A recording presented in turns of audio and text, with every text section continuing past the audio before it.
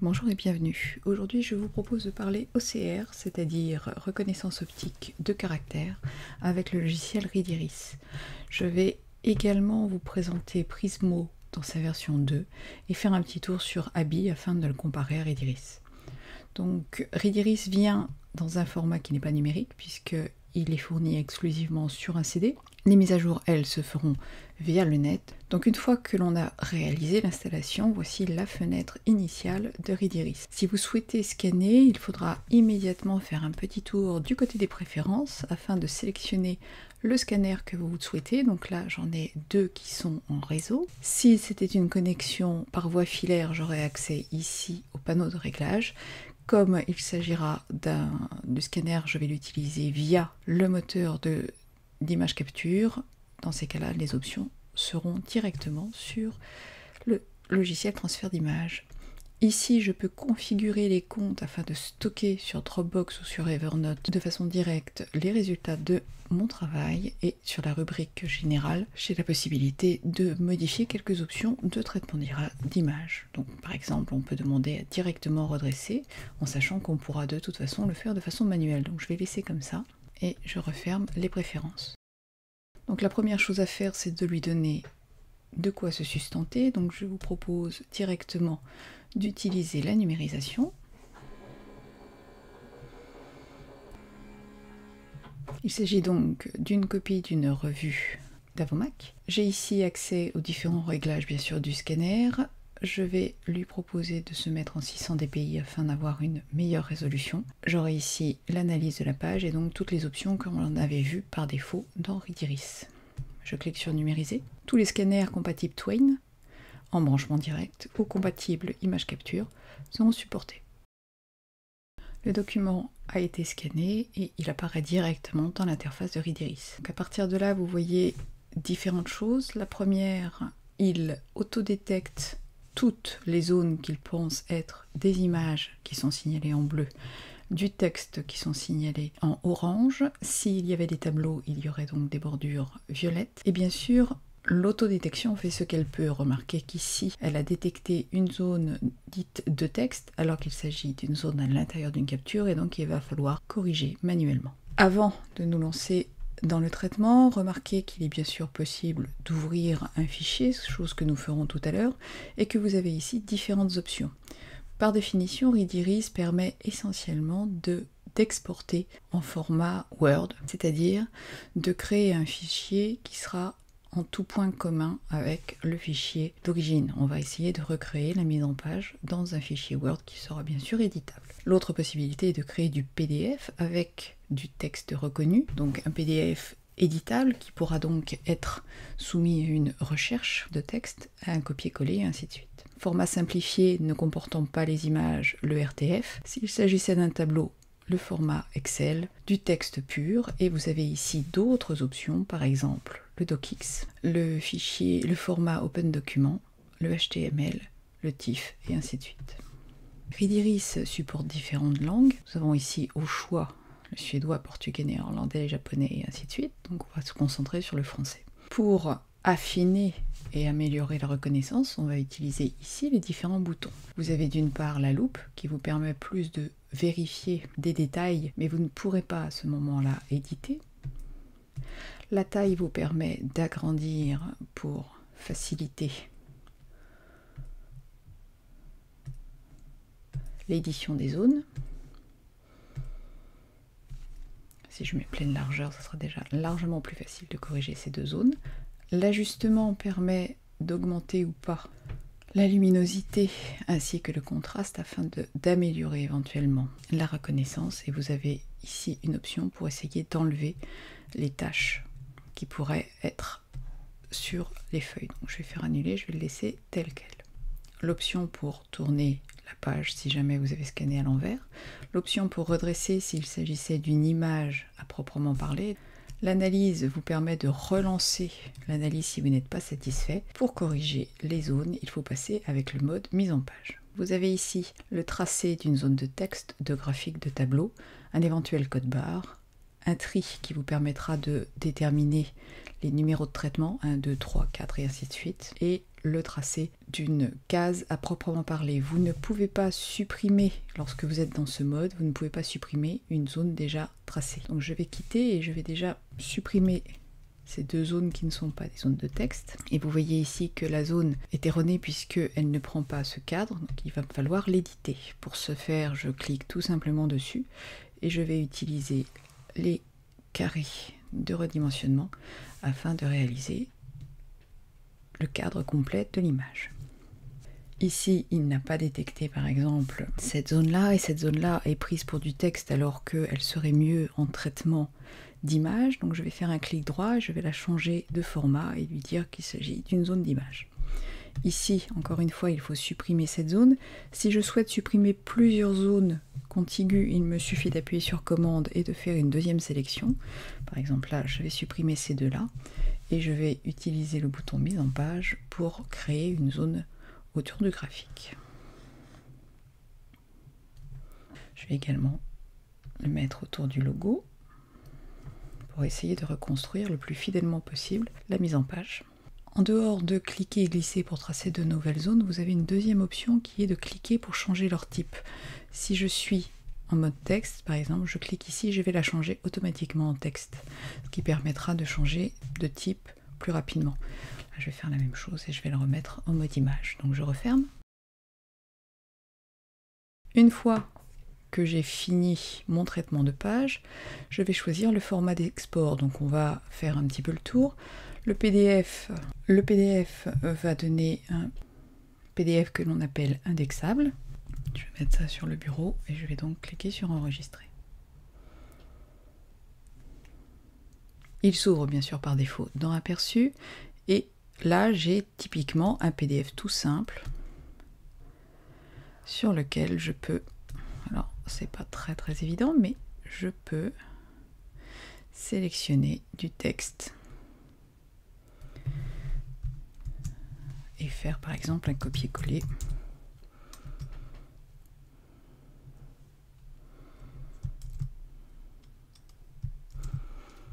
Tout simplement de ce qui a été sélectionné. Ce document permet également de faire des recherches. Et là, pour ce qui est du mot ouverture, je vais avoir plusieurs sélections ici.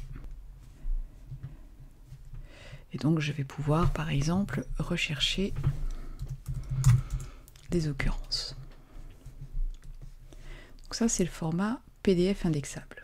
Les formats DocX, RTF et ainsi de suite peuvent être modifiés donc, en allant dans Configuration, Édition des options d'enregistrement. Donc là je vais choisir l'application par défaut. Je vais choisir si elle va l'ouvrir ou pas, si elle va l'enregistrer en format fichier. Je peux également choisir d'envoyer le résultat de façon systématique vers Evernote. Remarquez que dans les options, vous avez plusieurs possibilités, le texte avec les images, le texte ou les images seules, et vous pouvez inclure les polices, créer des signets. De même façon, vous pouvez également demander à bloquer la copie de texte, d'image ou d'autres contenus. Donc ça, ce sont quand même des options qui sont beaucoup plus évoluées que celles d'Aperçu, vous permettant par exemple de bloquer la copie. Bon, là, le but du jeu, c'est d'avoir du texte éditable, donc bon, je ne vais pas le faire, mais vous pouvez parfaitement bloquer l'impression ou la modification du document. Donc là, je vais laisser comme ça, et on va se pencher sur le format DocX. Par définition, je préfère utiliser Word plutôt que TextEdit pour la restitution de la mise en page qui sera bien meilleure. Juste que je retrouve Office. Donc, je vais lui dire que ce sera Word par défaut. Et encore une fois, je vais lui demander de l'ouvrir de façon systématique. Dans les options de mise en page, je peux demander à garder et recréer le document d'origine avec des colonnes, insérer les sauts de colonnes et éventuellement sauvegarder les couleurs du texte, des images, reconstituer les paragraphes et sauvegarder la couleur de l'arrière-plan si tant est qu'il y en ait une. Pour ce qui est des images, vous avez la possibilité de garder une qualité normale, inférieure ou supérieure. Je vous conseille par exemple de garder supérieur, sinon vous aurez un rendu qui est relativement flou. Vous pouvez également changer la résolution des images. Soit on essaye d'utiliser un format standard, soit on dit que l'on veut garder la taille de l'image. Je vais rester comme ça et on va faire un essai tout de suite. On va donc envoyer le document sur le bureau. Il s'ouvre dans Word. Et là, on voit qu'il y a un petit problème au niveau de la marge. Je vais recommencer et je vais lui demander de se mettre sur un format A4. Et on recommence. Remplacer. Voilà, tout de suite, c'est beaucoup mieux. Donc, je vais faire un zoom arrière pour qu'on puisse voir la page en totalité. Donc, si j'ouvre le PDF à côté, on voit bien que c'est plutôt pas mal. Alors, je ne sais pas quel format il a pris, si c'est du A4. Je vais mettre ici. Donc, le D majuscule a été un petit peu rogné. Logiquement, je dois pouvoir corriger. Et donc, vous voyez ici l'image qui a été conservée. Le texte. Ici, il y a eu un petit souci par rapport au paragraphe. Donc, tout ça, ça peut être corrigé. Je vais déplacer, par exemple, l'icône, le texte. Et on va faire descendre également le deuxième trait. Vous avez des pavés de texte, les différents pavés qui ont été reconnus. Le logo ici d'Avomac, le texte Gen, le texte de l'image qui était bien situé sur le côté, donc la restitution est bonne. Avomac tablette et vous avez la partie basse qui a été également reconnue. Donc là, bien sûr, je peux modifier puisqu'il s'agit d'un texte 100% recréé grâce à Readiris. Donc je vais l'enregistrer, ça nous permettra de faire des comparatifs.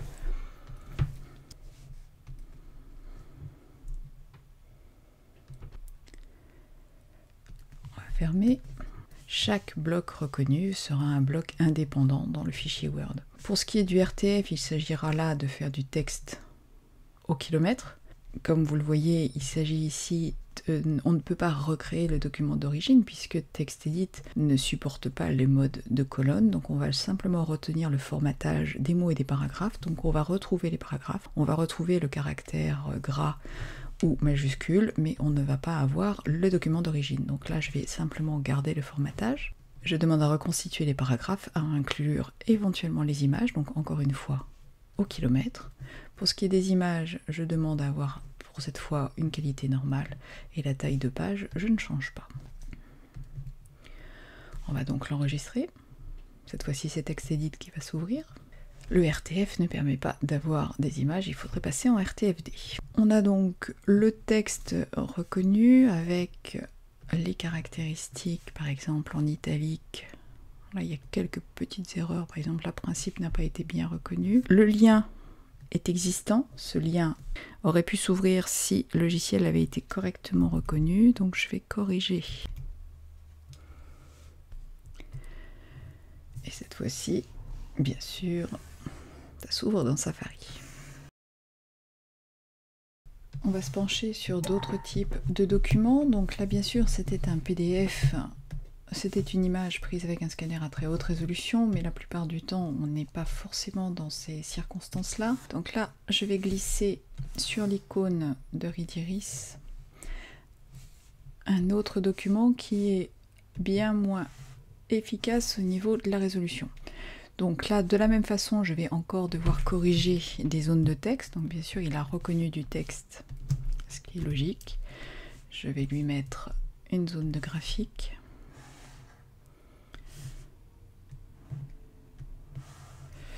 Et la même chose ici.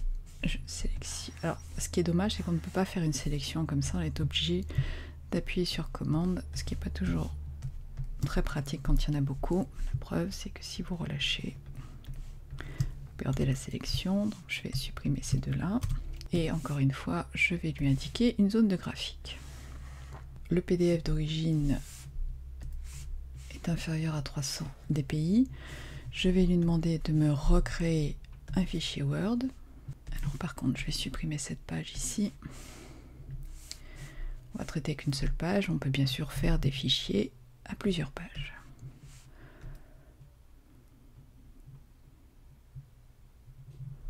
Me revoici avec mon document de qualité très médiocre. Si je zoome, vous avez ici donc le texte. Alors ce qui est un peu dommage, c'est que ça soit si petit. Alors, je n'avais pas supprimé les zones de texte sous mon image. Donc vous avez ici la reprise du texte qui a été parfaitement reconnue. D'ailleurs, je devrais avoir un bouton continuer. Non, le bouton continue n'a pas été reconnu. Donc ça, c'est parce que je n'avais pas supprimé les zones de texte en dessous.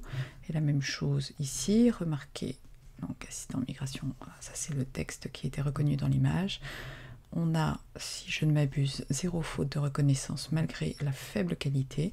Encore une fois, ici, assistant migration, c'est le texte qui était dans l'image, et l'image, elle est ici. Donc comme vous pouvez le voir, les résultats sont quand même plutôt bons.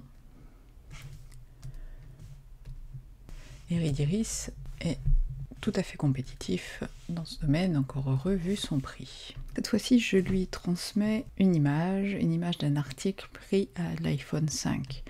Donc, bien sûr, ici, ça a une résolution qui est plus que moyenne, et en plus, c'est en biais. Donc, la première chose à faire est d'essayer de redresser un petit peu le cadre. Donc, vous avez une grille qui va vous permettre d'essayer de coller à la réalité.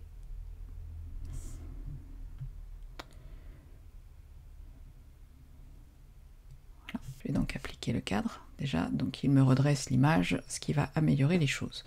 Encore une fois, il faut corriger certaines zones, donc vous voyez qu'il a traité autant d'images ici, donc je vais supprimer tout ceci pour n'en faire qu'une.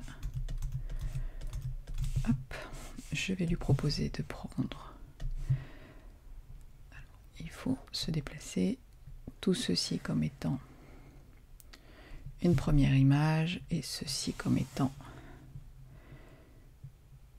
une deuxième image.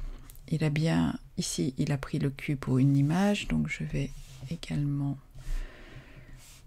je vais utiliser la conversion texte, cliquer et modifier. Donc ici, on va le mettre en texte, quoique ça ne va pas être bon. Supprimer.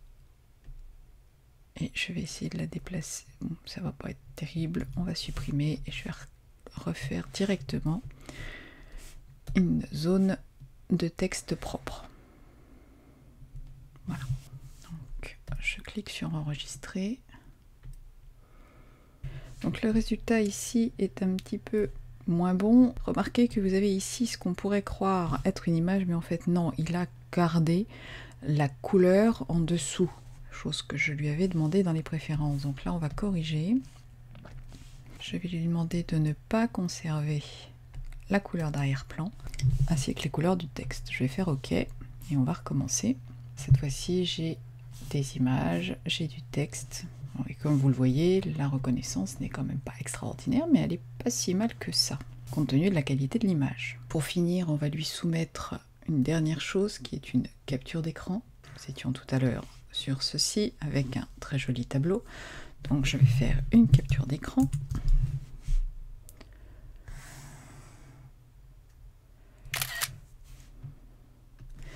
Et je vais lui soumettre la fameuse capture d'écran, voir comment il s'en sort. Donc il reconnaît un certain nombre de choses. Là c'est bien du graphique, pas de problème. Ici également, là nous avions ce qu'on peut considérer comme étant un bouton graphique. Je vais supprimer ceci. Je reste en DocX, je vais sur enregistrer. Alors, le tableau c'est pas extraordinaire. La reconnaissance de texte elle est plutôt pas mal. La restitution de la mise en page bien sûr n'est pas géniale. L'intérêt de scanner est relativement limité. Il s'agirait par exemple de récupérer un éventuel numéro de licence qui aura été capturé sur une image, pouvoir le stocker. Donc ça permet de faire une reconnaissance ponctuelle. Bien sûr, la capture et la restitution de la page n'avaient pas d'intérêt. Donc comme vous le voyez, Ridiris est très efficace. Il vaut son prix puisqu'on est plutôt dans l'ordre des 99 €.